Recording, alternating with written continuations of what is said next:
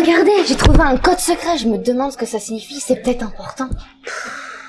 Un message secret. Non mais toi, quand tu seras morte, faudra vraiment mettre ton cerveau dans un bocal. Mais enfin, il ne s'agit pas du tout d'un code secret, c'est un nombre écrit en chiffres maya. T'es sûr? Mais moi je connais pas les chiffres maya. Bah oui, je suis sûre, viens me voir demain, je t'expliquerai. Bon bah d'accord, à demain alors. Un code secret, non mais vraiment n'importe quoi. Ah Morgane, te voilà, j'ai préparé tout ce qu'il te faut. Vas-y, explique-moi tout. Tout d'abord, regardons cette carte. Les Mayas étaient un peuple d'Amérique centrale, à ne pas confondre avec les Aztèques qui ont prospéré non loin d'eux, ou les Incas qui se sont développés en Amérique du Sud.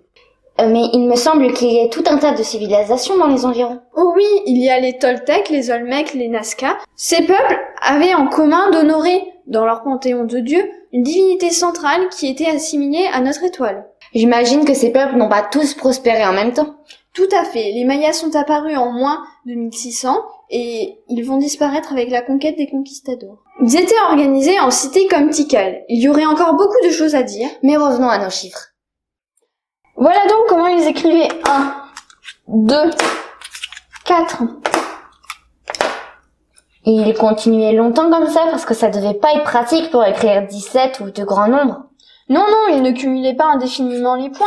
Ils écrivaient une barre pour 5. Ce qui permettait d'écrire 6 ou même 17.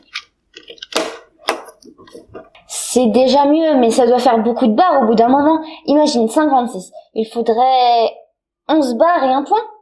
Détrompe-toi. Voici comment ils écrivaient 56. Mais je ne comprends pas, cela fait 18. Non, en bas il y a 3 barres qui font 15, plus 1 cela fait 16, plus 2 points qui font 20 chacun cela fait 40 plus 16, cela fait 56. Eh ben dis donc, ce n'est pas simple, je dirais même très ambigu. Comment distinguer 1 de 20 si on écrit seulement un point? On ne sait pas.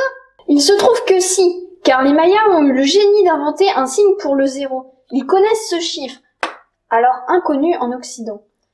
Regardez comment on écrit 20. Bien vu, et je suppose qu'ils continuent avec des puissances de 20 alors que nous continuons avec des puissances de 10. C'est tout à fait cela. Voici comment s'écrit le nombre 421. C'est-à-dire 20 au carré plus 1 fois 20 plus 1. C'est égal à 421.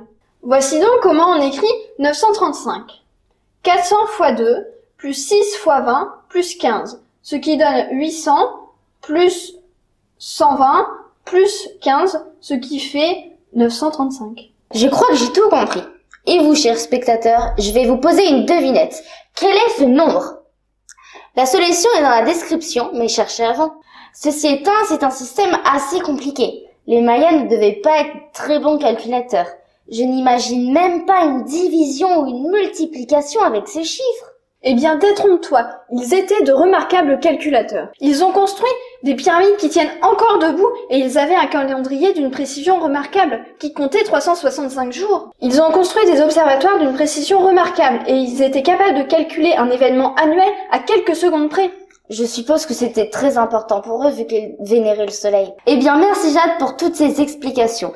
Je sais qu'il y aura encore tant de choses à dire, peut-être dans une prochaine vidéo, et je sais notamment qu'il y a une méthode très efficace pour faire des multiplications.